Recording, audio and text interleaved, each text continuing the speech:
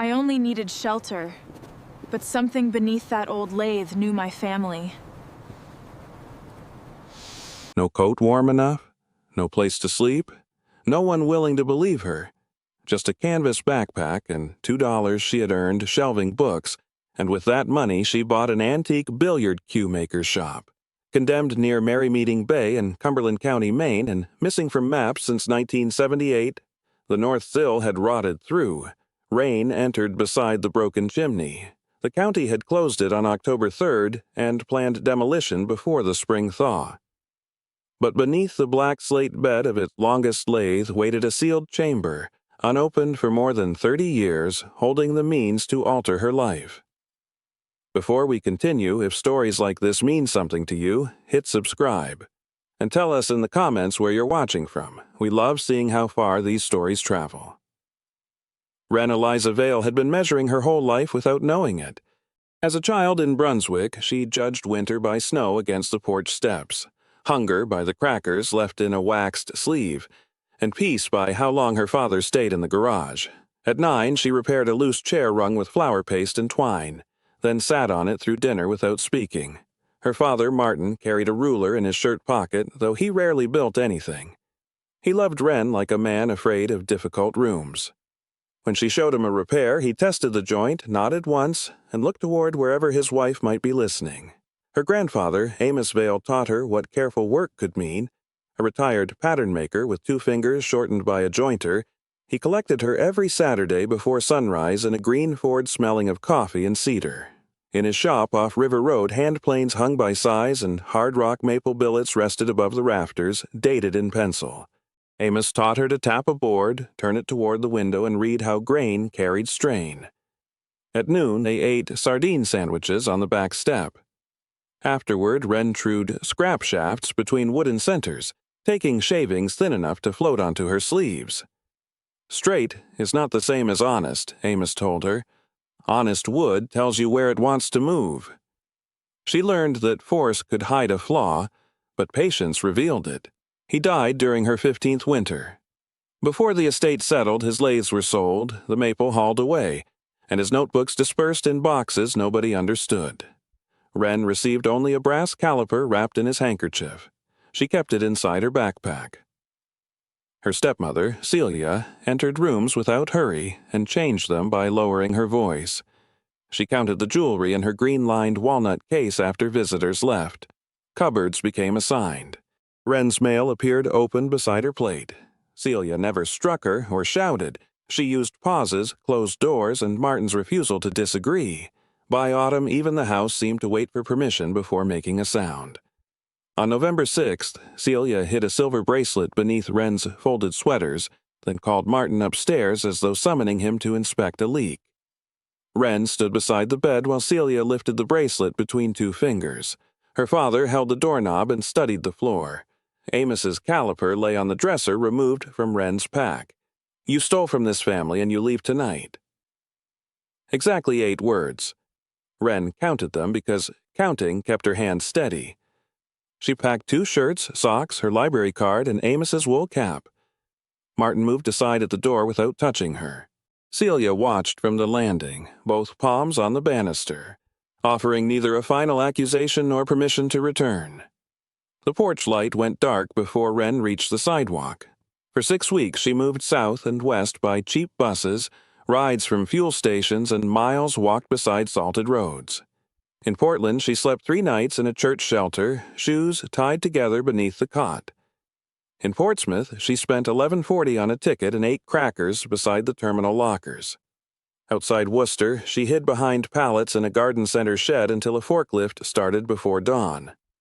Her savings fell from $37 to $19, then $7, then the 2 bills she would not break because they felt like proof she had once belonged somewhere. In Albany, she slept upright in a hospital waiting room until a guard asked whom she was visiting. She named Amos and left before the lie could be examined. Cold taught her which laundromats stayed open, which libraries had radiators, and which groceries discarded bruised apples before closing. She washed in public sinks and dried her socks beneath hand blowers. Each night she touched the wrapped caliper through the canvas, checking that one exact thing had survived. The notice appeared on December 18th in the basement reading room of the Chicago Cultural Center, clipped from a Maine County circular inside a folder marked Tax Sales, Structures Only. Wren had gone there for heat. It offered a condemned workshop outside Brunswick, contents included, title transferred for $2 to any buyer accepting removal or repair before April 1st. The photograph showed a narrow building, a sagging sign, and walnut branches against the roof. She read it twice and copied the parcel number onto her wrist. Brunswick was not safety, and it was not home. But the price matched the bills in her pocket, and the shop stood 12 miles from the road where Amos had taught her to hear tension inside wood. At closing, Wren returned the folder, tightened her backpack, and walked toward the bus station with the caliper knocking softly against her ribs. By morning, the $2 shop would be the only address in the world that had not yet refused her. The bus carried Wren east before daylight, its windows trembling whenever the driver crossed a bridge. She rode from Chicago to Boston with her backpack between her boots, then spent nearly all of her remaining food money on a northbound seat to Portland. From there, she walked 17 miles beside Route 1, accepting no rides after dark. Snow began as she passed a shuttered farm stand. That night, she slipped into a hay barn through a broken lower door and slept beneath a horse blanket at 19 degrees Fahrenheit, waking every hour to stamp feeling back into her feet. By noon the next day, Brunswick gathered around her in brick, clapboard, and chimney smoke. She passed Frosty's Donuts with its fogged windows, the Little Dog Coffee Shop, Gulf of Maine Books, the Evening Star Cinema, and a hardware storefront whose gold letters read Merrill and Sons. Each seemed to possess the ordinary confidence of a place expecting to open again tomorrow. Wren stopped outside the municipal annex and brushed hay from Amos's cap. Inside, wet boots had polished the linoleum dark. A radiator knocked beneath a framed map of Cumberland County, and behind a high counter sat a woman with iron-gray hair held by 2 crossed pencils. Her nameplate read, Dorothy A. Pike, Deputy Clerk. Mrs. Pike examined the tax sale notice, then examined Wren. Her left eyeglass lens was thicker than the right, enlarging one pale blue eye whenever she turned her head. You understand the building has no certificate of occupancy. Yes, ma'am, you understand there is no electric service. Yes, ma'am. You understand the well has not been tested since 1986. Yes, ma'am, you understand the county may demolish it after April 1st. Yes, ma'am.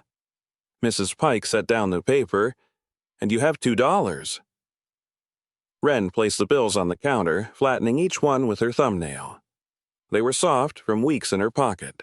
One bore a blue ink mark near Washington's collar. The clerk opened a ledger broad enough to cover half the desk. Wren signed where indicated, first in pencil on a worksheet, then in black ink beneath a parcel number and the words structure and contents conveyed as found. Mrs. Pike pressed a brass seal into a red wafer, rocked it once, and waited until the paper released with a dry snap. You will take Pleasant Street East, she said. Turn onto River Road beyond the old pumping station. At the fork, keep left on McCoy. The lane has no marker. Look for 2 walnut trees and a granite watering trough. She slid the deed forward, then stopped with one finger resting on Wren's surname. Vale, Wren nodded. Any relation to Amos Vale? The room seemed to narrow around the radiator's knocking. He was my grandfather. Mrs. Pike removed her glasses and folded them carefully. Without them, her face looked less official and much older. He repaired my father's Brunswick queue in 1971. Would not take a payment because the shaft had belonged to my grandfather. She looked toward the deed. Amos used to ask about that shop. He came in twice after the taxes failed, wanting to know who owned it. Did he say why? No. Mrs. Pike replaced her glasses.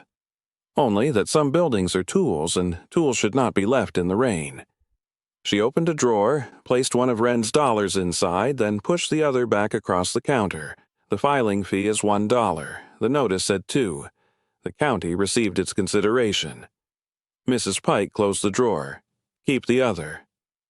Outside, Wren stood beneath the annex awning with the deed inside her shirt and the returned bill in her palm. Amos had known the place. The fact did not make the road shorter, but it changed the weight of every step. She followed Pleasant Street past plowed banks grayed by traffic, then turned where the clerk had said. River Road ran between frozen fields and low houses with wood piles squared beneath tarps. Near a mailbox painted with chickadees, an elderly man splitting kindling raised 2 fingers. His black dog trotted to the ditch, barked once, and returned without crossing. Beyond them, 2 walnut trees held their bare limbs over a lane nearly erased by snow. At the end stood the shop. It was longer than the photograph had suggested, perhaps 22 feet wide and 54 feet deep, framed in heavy timber and faced with weathered cedar boards.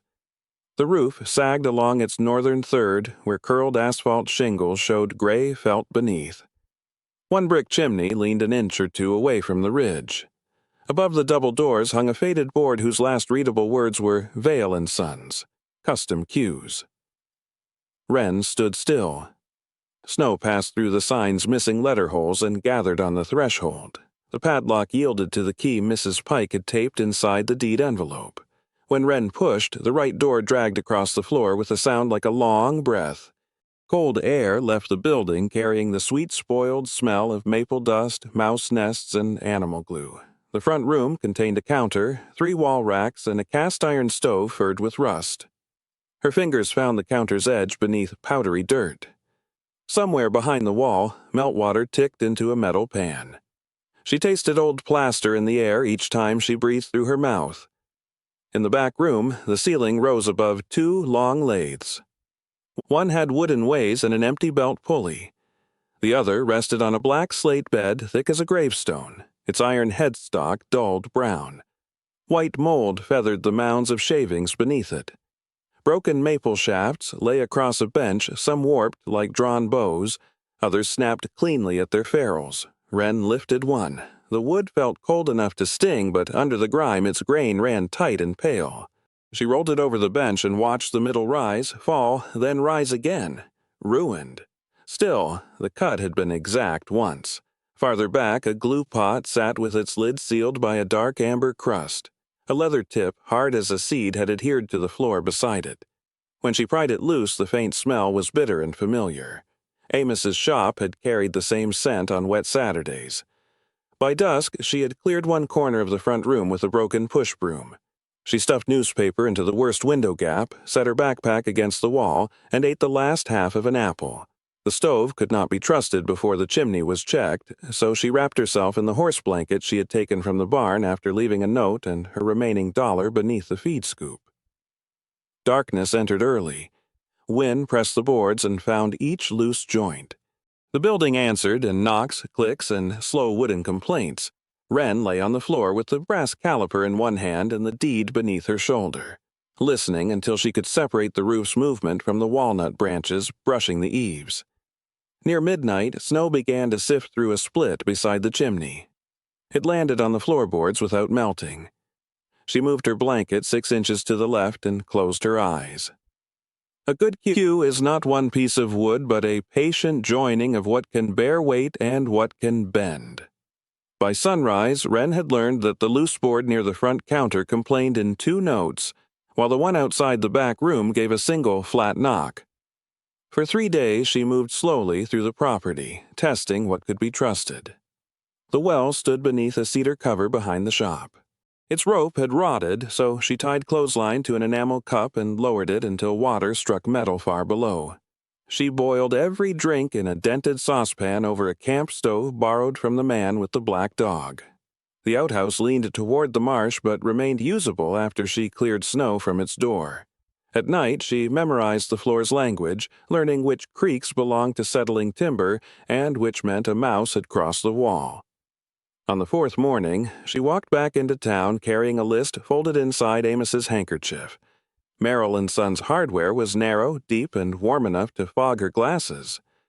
Brass drawer pulls covered one wall. Brooms hung from the ceiling above bins of nails sold by weight. The owner stood behind a scarred oak counter, with a pencil tucked into the crease where his right ear had been folded by an old injury. "Silas Merrill," he said after reading her deed. "You are the girl at the Q shop." Wren set down her list. "I need to make the chimney safe." Silas read each line without comment. When he reached the bottom, he glanced at her hands, then at the patched elbow of her coat. "You paying cash? I have none." He turned the paper over and wrote Wren Vale, shop account, across the back. "I can work it off. You can pay when you can." He reached beneath the counter and added a stained paperback titled Repairs for the Rural House. "This is free because nobody has bought one since Carter was president." Wren opened to the chimney chapter. "Read the warnings," Silas said. "Most people read only the pictures." She bought a wire chimney brush for $8.75, 30 feet of braided rope for $2.10, a galvanized stovepipe elbow for $3.40, 2 pounds of furnace cement for $1.85, a box of kitchen matches for 29 cents, and a used ash shovel for 60 cents. Silas recorded each price in a green ledger with a fountain pen. Back at the shop, Wren tied a flat wrench beneath the brush for weight, knotted the rope every 3 feet, and climbed onto the roof by bracing a ladder against the southern eave. The shingles flexed under her boots. She crawled rather than stood. The chimney cap had collapsed inward. She removed 3 loose bricks by hand, then lowered the brush until it struck a blockage 8 feet down.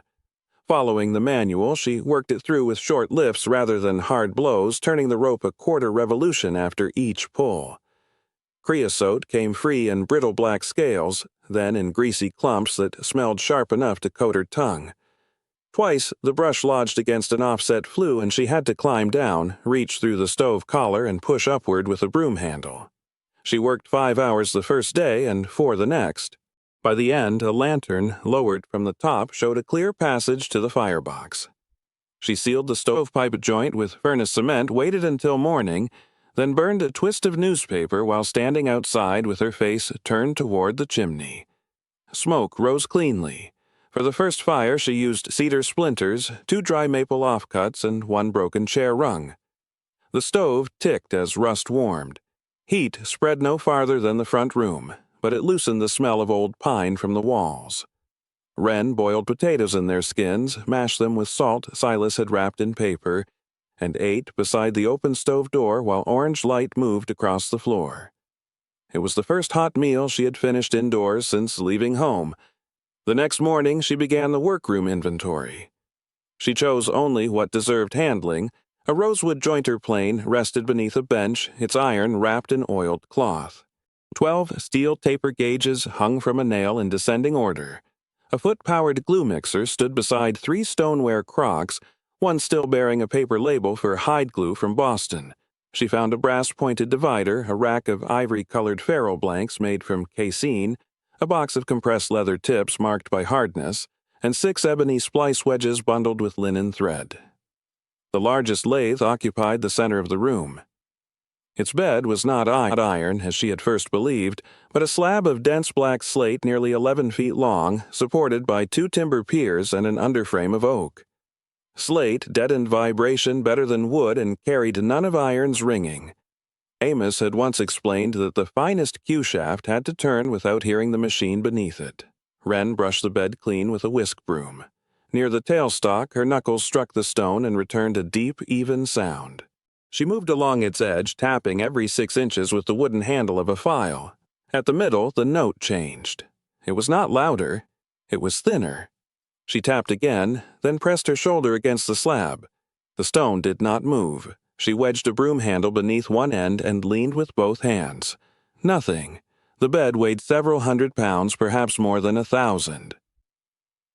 Kneeling, she felt along the underside.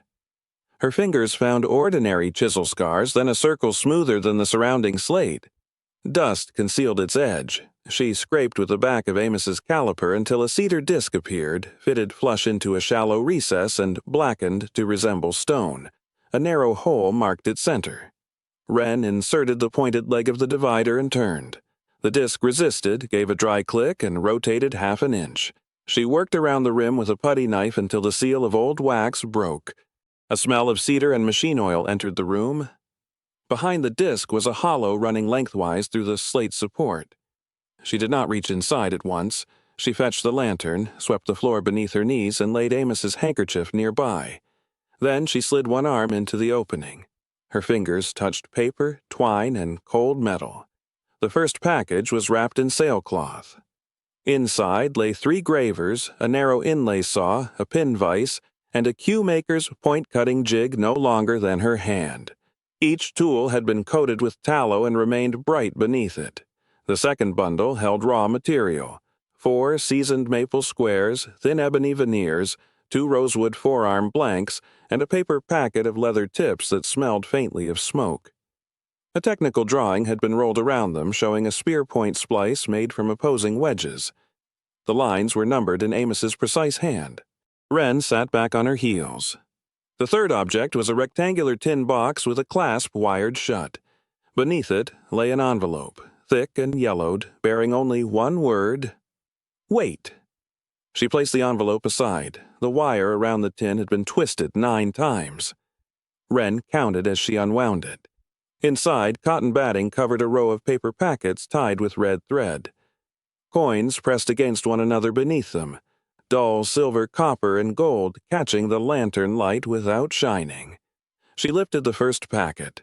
Currency, folded by denomination. The next held more. Wren began counting at the bench because the floor was too uneven. She made columns on the back of a cue order form.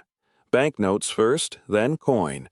There were Morgan silver dollars, worn Liberty Head half-dollars, Indian Head cents, and 8 gold eagles wrapped separately in tissue.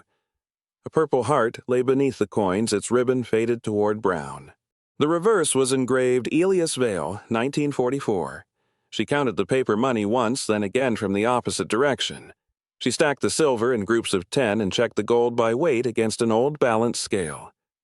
Near midnight, the final total stood in her handwriting: $22,900, not $23,000.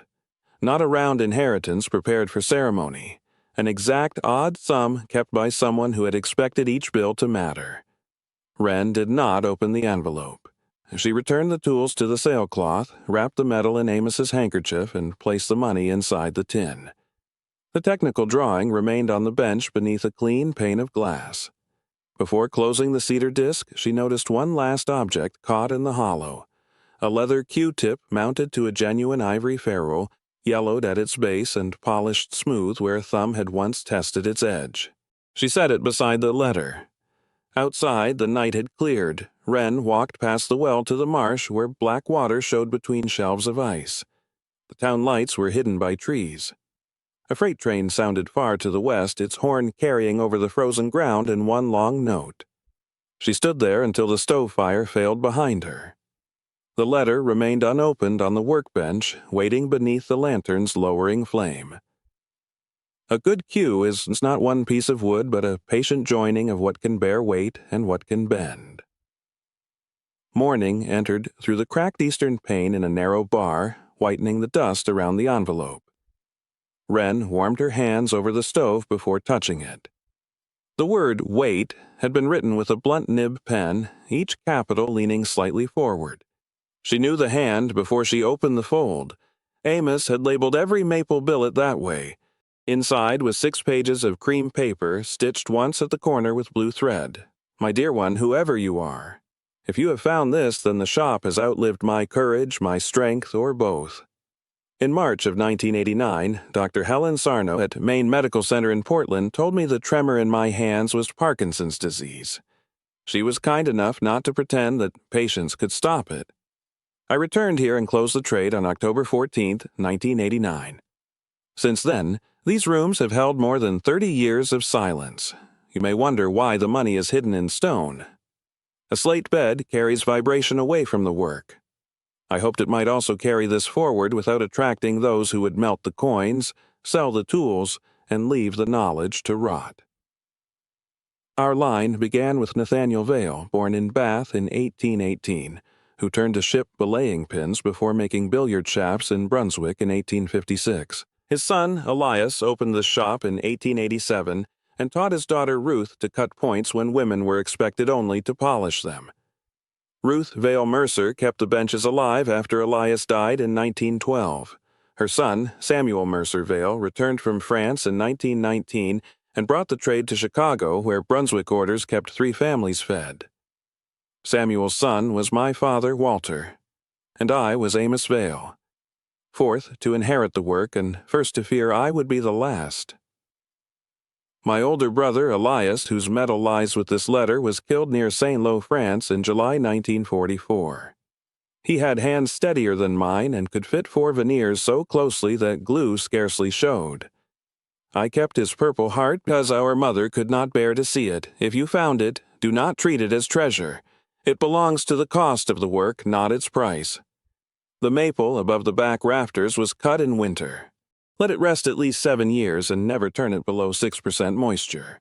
Warm hide glue to 145 degrees Fahrenheit, no hotter, and mix 1 part dry glue to 1.5 parts water by weight. After a rough taper, hang the shaft for 30 days before the final pass. When joining points, take no more than 3/1000ths of an inch per cut.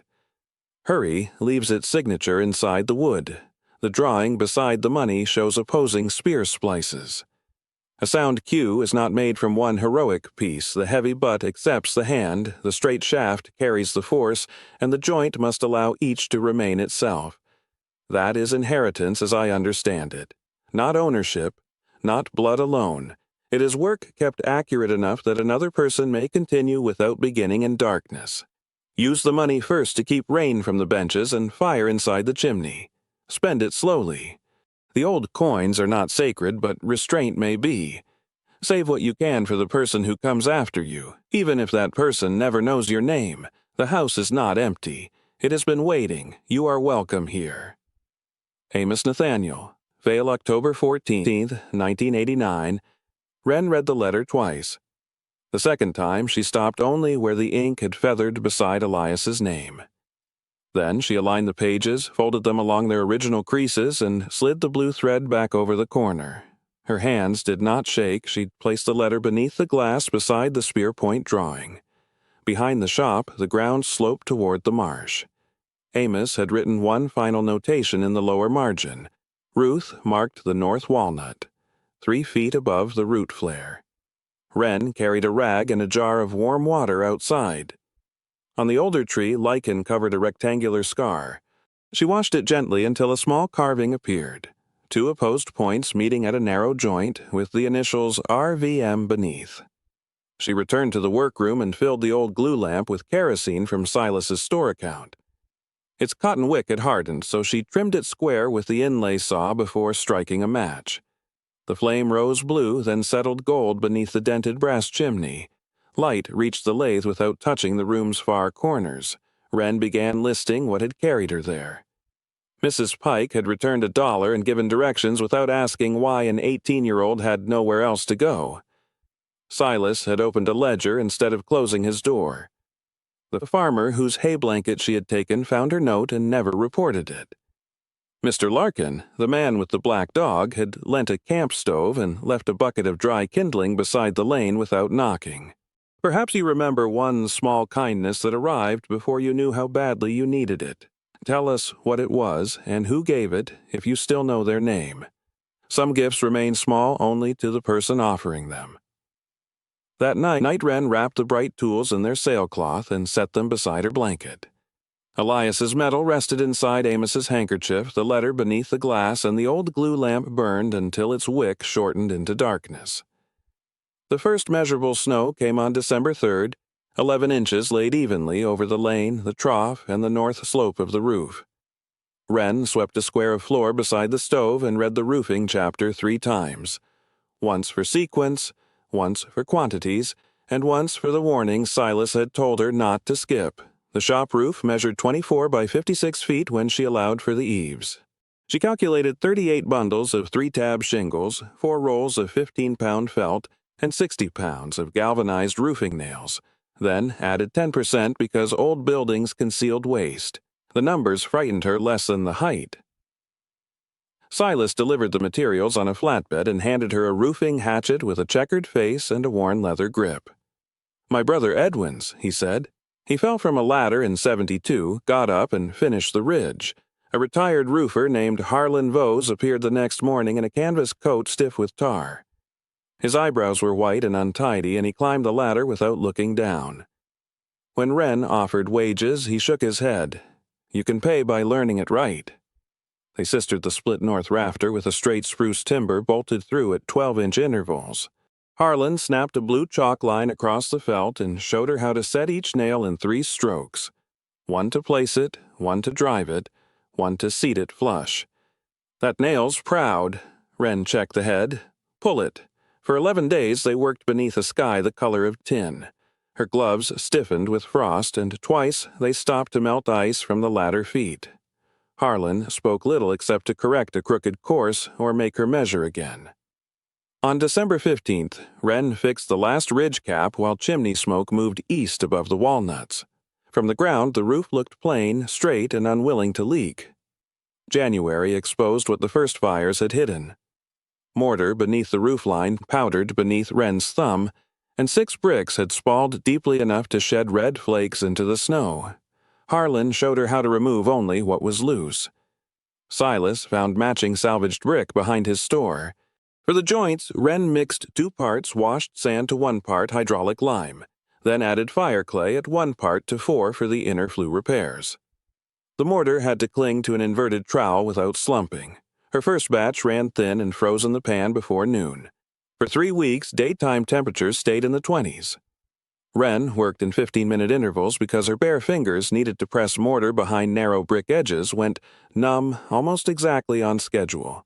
She warmed them over a covered bucket of embers, flexed them until the pain returned, and climbed again.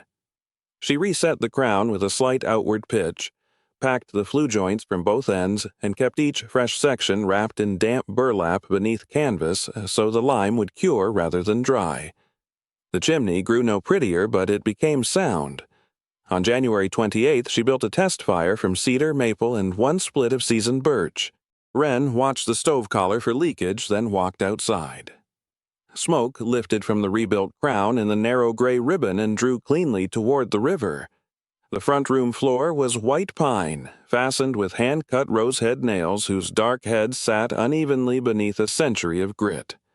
Wren drove each loose nail with a narrow punch and replaced 2 splintered boards using planks Silas had stored above his coal bins. She rented a random orbit sander for $14 a day. The machine bucked against old cupping until she learned to guide it without forcing. She made 3 passes, first with 80 grit to remove the blackened surface, then 120 to soften the scratches, and finally 220 along the edges by hand where the round pad could not reach. Dust found the seams of her clothes and settled on her eyelashes. By the 3rd evening, the boards had changed from gray-brown to the pale color of bread crust. She wiped them with mineral spirits, waited overnight, and began the oil. The first coat vanished almost as she spread it. The second lingered, the third, rubbed thin with folded linen, deepened the grain from dark honey toward mahogany, where old resin had gathered around the nails. She left the room untouched for a 48-hour cure and slept in the back beside the lathe. One morning she carried the sander to the doorway and could not switch it on. The marsh had opened in a dark channel between plates of ice, and a great blue heron stood there on one leg, motionless except for the feathers lifting along its back. Wren sat on the threshold until evening. She did no work that day.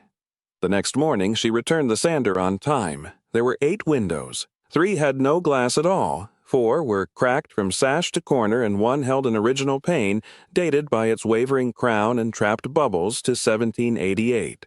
Wren removed that pane last and laid it flat between quilts while she repaired its frame. She stripped each sash with a heat plate rather than an open flame, then bedded the replacement glass in a thin rope of DAP 33 glazing putty. The pane settled under gentle thumb pressure. She set glazier's points every 8 inches and rolled the finish bead at a 45-degree angle so rain would leave the wood instead of entering it. Inside the frames, the old sash cords had become gray powder. Wren fed 1/4-inch cotton cord over the pulleys, tied a figure-8 knot at each counterweight, and tested the balance before closing the pocket. 2 weights had rusted through their wire loops, so Silas drilled new holes and sent her home with brass pins. The preserved 1788 pane returned to the east wall. Its surface bent the walnut branches into soft curves and made the morning light appear to move even when the air was still. On the final window, Wren pressed the last putty corner smooth with her knife. A chickadee landed on the nearest walnut branch, no farther than an arm's length beyond the glass. It tilted its black-capped head toward her, struck the branch once with its beak, and flew toward the marsh. Wren lowered the sash. For the first time, every window closed. The walls nearest the chimney had failed in broad, soft islands. Beneath them, horsehair plaster clung to hand-split oak lath, each strip cut unevenly and nailed while still green. Wren's first patch sagged overnight, the second cracked from corner to corner, the third released in one piece when she pressed it with her palm. Silas brought an old feed bag filled with horsehair saved from his father's upholstery bench. Wren washed it in warm water, dried it beside the stove, and cut it into short fibers. She mixed lime plaster until it held the print of her trowel, then folded in the hair a handful at a time. The scratch coat was pressed through the lath and scored while damp. Over it she laid a 3/8-inch brown coat, leveled with a cedar screed, and left beneath damp cloth for a 72-hour cure. The finished coat went on 1/8 inch thick, smoothed only after its wet shine had faded. The patches remained visible, their edges quieter than the old wall but never disguised. These patches will hold another 100 years. Doris Bell from the Little Dog Coffee Shop began leaving paper bags on the doorstep before sunrise. She was short, broad-shouldered, and wore red-framed glasses on a chain. Inside the bags were heel slices of bread, boiled eggs, and once a square of gingerbread wrapped in waxed paper. Wren carried money to the cafe after selling 2 broken iron pulleys for scrap. Doris pushed the coins back with one flour-dusted finger. "Pay me in candles when the shop reopens." A week later, a boy arrived on a blue Schwinn with a splitting maul balanced across the handlebars. He was 16, thin as a fence rail with one front tooth chipped into a shallow crescent. Without asking, he began breaking the storm-felled walnut limbs into stove lengths. Wren offered him $2. Caleb shook his head and drove the maul through a knot, my mother said, about your grandfather. He stacked the wood bark side up beneath the eave, accepted a cup of weak coffee, and left before noon with mud striped up the back of his coat. Reverend Boyd passed each morning on his walk from the parsonage to the river. He had a silver mustache, a polished walking stick, and the habit of tipping his hat toward the shop, whether Wren was outside or not. One morning, seeing her on the ladder with both hands full of plaster tools, he stopped beneath the walnut tree. "Keep her steady, Lord." Then he continued down the road, the stick striking frozen ground every third step. Wren postponed the cellar until February 11th, when 3 mild days softened the frost around the bulkhead doors. The hinges resisted until she heated them with rags soaked in hot water and worked each pin with furnace oil. 7 granite steps descended to a 12 by 15-foot fieldstone floor. The cellar smelled of wet mineral, apples long gone, and the iron tang of the well line. At its center lay a dressed granite slab fitted more carefully than anything around it. 2 opposed spear points were carved into the surface.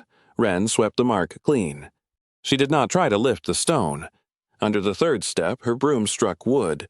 A small oak box had been wedged behind the riser and sealed with pitch. Inside lay a brass key whose bow had been filed into the shape of the key-maker's joined point symbol. Beneath it was a tintype dated in pencil. A young woman stood outside the shop in the summer of 1903, one hand resting on a long cue blank and the other holding a point-cutting saw. Her hair was pinned high, her sleeves rolled to the elbow. She had Wren's narrow jaw, Wren's level gaze, and the same slight turn of the left wrist. On the back, in faded ink, someone had written, "Ruth Vale, daughter of Elias Vale, aged 25, summer of 1903. Wren carried the photograph upstairs and placed it beside Amos's letter. The brass key went on the mantel above the stove. She did not know what it opened. Snow retreated first from the south wall, then from the lane, leaving flattened grass and a line of nutshells beside the foundation. The creek beyond the marsh grew loud enough to hear from the workbench. Walnut catkins lengthened in the rain and shook yellow dust across the repaired sills. Wren decided not to begin a full queue that spring. The maple above the rafters had waited decades. It did not require her haste. She chose one worn silver coin from the cache and exchanged it for glue, leather, sandpaper, and inexpensive hardwood offcuts. On small samples, she practiced opposing points, failed glue joints, ferrule shoulders, and tapers no longer than her forearm. Most went into the stove. A few stayed straight. The house was patient. So was she. 2 winters later, in December 2024, Wren finished her first complete cue. She had begun with a maple shaft, blank marked 1976 in Amos's pencil, and an ebony butt rescued from the broken rack. The 4 spear points were not flawless. One veneer line widened by the thickness of a hair near the joint, and Wren had left it rather than cut the whole forearm smaller in pursuit of concealment. She fitted a casein ferrule, pressed on a medium leather tip, and turned the shaft through its final taper in passes of 3/1000. When she rolled it across the bench, no light appeared beneath the middle. She chalked the tip, struck one ball into another on a borrowed table at the cafe, and listened. The sound was low, clean, and brief. The restored shop held no ornament it did not need. The front room had the oiled pine floor, a counter scrubbed smooth, 2 chairs and shelves for finished repair work. In back, the slate lathe stood level beneath new belts. The glue lamp hung over the bench. Amos's letter and Ruth's tintype rested behind glass where morning light could reach them without fading the ink. The brass key remained on the mantel until the February thaw. A storm split bark from the north walnut and exposed a green stain beneath an iron plate 3 feet above the root flare. Wren cleared the wound with a wooden scraper. The plate bore the joined point mark and a keyhole clogged with pitch. The brass key entered without force. Inside the tree was a narrow copper-lined cavity. Wren removed a folded 48-star American flag wrapped in oilcloth and a note dated November 11, 1918. Ruth's handwriting was firmer than Amos's and crowded both sides of one page. Samuel had survived the final weeks in France, she wrote, though no telegram had yet confirmed when he would return. Elias had wanted the flag placed above the shop door, but Ruth chose the walnut because timber and families both carried wounds inward. She asked that whoever opened the chamber remember the women who kept the fires lit, sharpened the cutters, filled orders, and signed men's names when customers would not purchase from theirs. At the bottom she had drawn 2 spear points and written, "The joint is strongest where neither piece disappears." Wren refolded the note along its creases, and she did not hang the flag. She placed it in an archival box and returned the copper plate to the tree, leaving the chamber empty for whatever another generation might need to keep. On July 18, 2025, the 81st anniversary of Elias Vale's death near St. Lo, Wren carried his Purple Heart to Maine Veterans Memorial Cemetery in Augusta. There was no family grave for him, only a cenotaph entered years later beneath his parents' names. She set the medal against the stone while Reverend Boyd read the date aloud. Afterward, she wrapped it again in Amos's handkerchief and brought it home. Of the hidden cash, Wren spent 4 coins, 1 paid for the first practice materials. A gold eagle covered the slate lathe's new bearings. 2 silver dollars bought archival glass and the copper-free box for Ruth's flag. The remaining currency and coins went back into the tin with an updated inventory, the technical drawing, and a note in Wren's hand. She sealed the tin inside the slate hollow. Across the front she wrote, "For the next one." The shop reopened without announcement in October. Doris pinned an index card to the cafe corkboard. Vale Custom Cue Repair Tips for Rules. Shaft straightening work done slowly. The first customer brought a warped house cue from a church basement. The second mailed a cracked shaft from Bangor. By winter, Wren kept a handwritten mailing list of 43 names in the green ledger Silas had once used for her credit. She made no more than she could finish honestly. Caleb returned one Saturday carrying a plank wrapped in canvas. He was taller now, his chipped tooth repaired, though he still arrived on the blue Schwinn when weather allowed. He had carved a sign from walnut fallen beside the shop. The letters were deep and plain. Vale and Daughters Custom Cuesrin ran her thumb through the final word. There were no daughters on the old sign, Caleb said. There were always daughters. He lifted one shoulder as if the correction had been obvious. Together, they mounted the sign above the doors. Doris watched from the lane with her hands in her coat pockets. Silas steadied the ladder. Reverend Boyd tipped his hat but offered no prayer this time. That evening, Wren lit 3 candles and carried them to the cafe. In the shop's 3rd spring, she began a letter. She used cream paper, blue thread, and the same blunt nib pen Amos had favored. The first line came easily. "My dear one, whoever you are," she wrote that the roof had been replaced, the chimney drew cleanly, and the old maple remained sound. She recorded the moisture of the best shafts, the glue ratio she trusted in February weather, and the names of those who had helped without asking to be remembered. She admitted which repairs had failed. She explained the widened veneer line in her first cue and why she had allowed it to remain. At the end, she did not give instructions about blood or ownership. She wrote, "Keep the work exact enough that another person does not have to begin in darkness." Then she folded the pages and placed them beside the money. Years earlier, Amos had written that the heavy butt accepted the hand while the straight shaft carried the force. Wren understood now that neither part was made lesser by depending upon the other. A good cue is not one piece of wood, but a patient joining of what can bear weight and what can bend. At dusk, she closed the slate chamber and turned the cedar disc until its seam disappeared. Rain moved softly across the new roof. On the front counter, a repaired cue waited for a school custodian from Bath, and beside it lay a child's drawing of the shop with smoke rising from the chimney. Wren lowered the lamp. The antique billiard cue maker's shop waits. It has always waited. In the Cumberland County clerk's office, Dorothy Pike retired with little ceremony. Before leaving, she emptied the drawers of string, sealing wax, and obsolete forms. At the back of the lowest drawer, she found the worn dollar marked in blue near Washington's collar. She placed it beneath the brass stamp and closed the drawer for the next clerk.